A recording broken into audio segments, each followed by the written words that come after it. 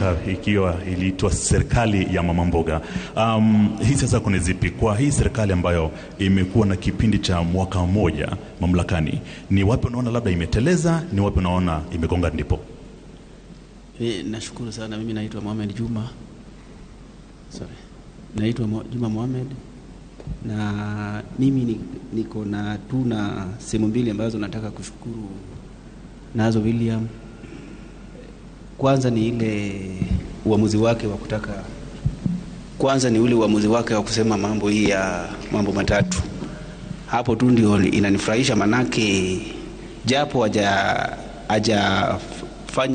hajafanya kitendo, but lakini vile alisema kuwa mambo ni matatu, iwapo wewe ni mhalifu yanayokungojea ni matatu, naomba aanze sasa, awache story.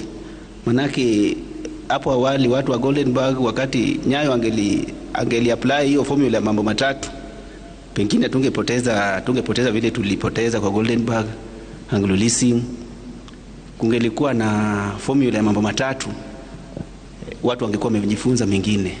Halafu ya pili ni kutuambia ya kwamba kutaka sisi tumuhurumie kwa kufail, kwa kutuambia kwamba mawaziri wengine hawajui kazi yao, ili hali tunajua ya kwamba alichagua watu wa darasa la 3